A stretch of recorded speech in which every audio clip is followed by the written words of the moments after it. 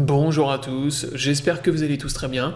Aujourd'hui on se retrouve pour une nouvelle vidéo, donc vidéo d'analyse qui fait suite à la vidéo que je vous avais faite en début de semaine. Avant de démarrer la vidéo, je vous rappelle que l'analyse est faite sur le site PrimeXBT. Donc PrimeXBT est une plateforme de trading de crypto-monnaies. Vous pouvez trader les crypto-monnaies avec des effets de levier et vous pouvez également recopier les traders de la plateforme en utilisant le système Covesting. Donc comme d'habitude, je vous mets mon lien d'affiliation dans la description de la vidéo pour ceux qui ne sont pas encore inscrits et les liens vers les tutoriels sur ma chaîne YouTube. Donc on va démarrer tout de suite l'analyse sur le Bitcoin. Donc en début de semaine, je vous avais fait une AT en vous disant que pour l'instant sur Bitcoin, on était bloqué à l'intérieur d'un range. Donc on avait notre support des 30 000 $, 29 000 $ ici en bleu, donc support majeur actuellement sur le BTC sur lequel on n'est jamais repassé depuis le début de l'année, depuis début janvier. Et on avait également notre zone de résistance ici des 39 000 $. En gros, toute la zone entre 39 000 et 39 800 à peu près. Donc qui correspondait au retracement de Fibonacci que je vous avais donné pareil dans la dernière AT. Donc c'était les 0,786 de retracement de Fibo. Donc là on a notre range avec la zone en rouge, la zone en bleu.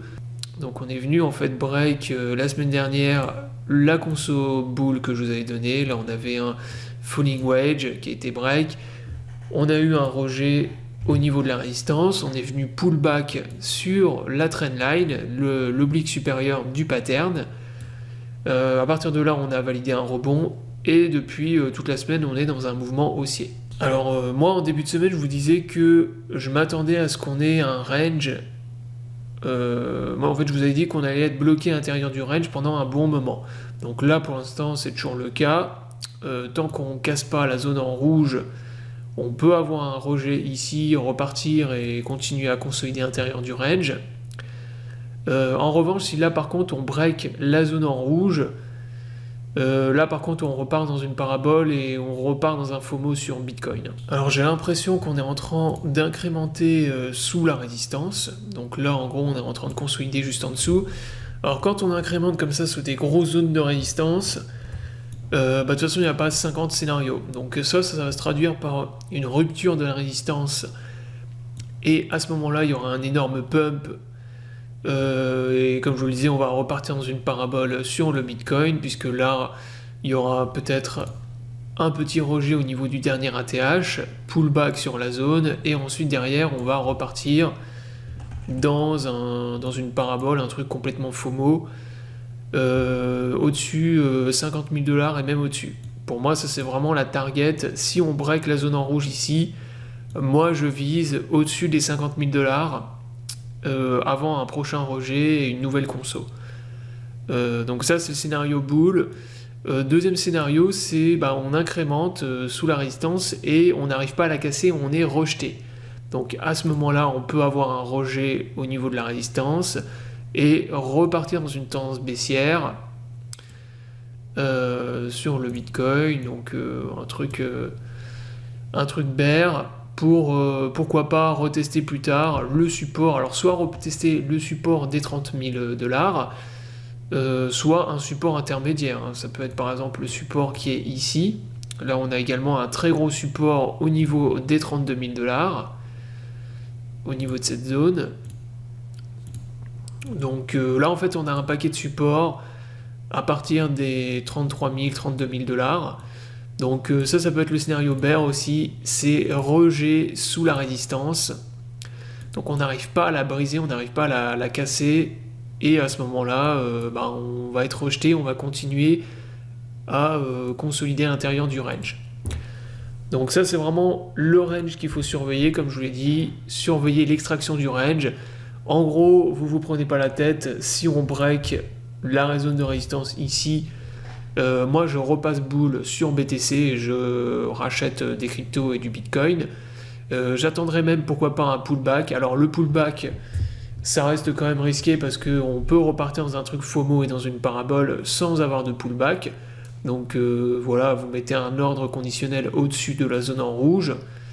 Moi c'est ce que je vais faire en tout cas, ordre conditionnel d'achat sur les cryptos, sur Bitcoin, stop loss juste en dessous au cas où on fait une fausse cassure et qu'on réintègre le range, ce qui peut arriver également, hein, ça arrive souvent ça sur Bitcoin, mais vu l'état du marché actuellement, je pense pas, les probabilités qu'on ait une fausse cassure sont quand même assez faibles. Un pullback dans la zone, oui, mais vraiment réintégration en dessous par exemple des 37 000 $, si on brise la zone de résistance, sont très très faibles. Deuxième scénario, comme je vous l'ai dit, on n'arrive pas à passer la zone de résistance. À ce moment-là, la zone dans laquelle on évolue actuellement, ça peut se short. Ça peut se short avec un stop loss juste au-dessus de la zone justement que je viens de vous donner. Et en TP, vous pouvez viser 33 000 $ et même la zone en bleu ici. Donc ça, après, de toute façon, il faut faire un choix, hein. Le trading, c'est toujours comme ça. Vous analysez le chart, vous construisez des scénarios et ensuite vous devez faire un choix.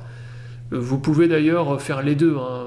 Moi, par exemple, ça m'arrive très souvent sur Bitcoin, sur les plateformes, sur les exchanges, d'être à la fois long et short quand on est dans des zones particulières, ce qui est le cas là actuellement. Si je vois que le Bitcoin continue à incrémenter sous la résistance et qu'on consolide et qu'on reste bloqué dans cette zone, vous pouvez très bien être short et long en même temps. Vu la volatilité qu'on a actuellement sur le marché, c'est hyper rentable car les impulsions sont hyper volatiles. Donc, en plus, quand on est dans des zones comme ça, les stop loss sont tout petits, puisque en fait vous mettez vos stop loss au-dessus de zones clés ou en dessous, et de toute façon, quand le marché va prendre une direction derrière, vous allez être gagnant. Donc, comme je vous l'avais dit dans la dernière vidéo, la cassure du falling wedge qu'on avait ici, de toute façon, c'était une conso bull, et la validation du pattern allait relancer, avec forte probabilité qu'on relance une tendance haussière. Donc, c'est ce que je vous avais dit aussi dans mes vidéos de la semaine dernière. Donc, la confirmation, donc juste maintenant, attendre la confirmation de la tendance haussière, justement en attendant la cassure et le break de la résistance qu'on a ici, qui est vraiment la résistance majeure pour l'instant, liée au retracement de Fibo que je vous ai montré tout à l'heure. Et une fois qu'on aura passé cette résistance, voilà, le Bitcoin va repartir dans un FOMO et dans une parabole. Donc voilà, j'espère que la vidéo vous aura plu. Donc je vous invite à vous abonner à la chaîne pour ne pas rater la prochaine vidéo. Je vous souhaite à tous une bonne journée et à bientôt pour une prochaine vidéo.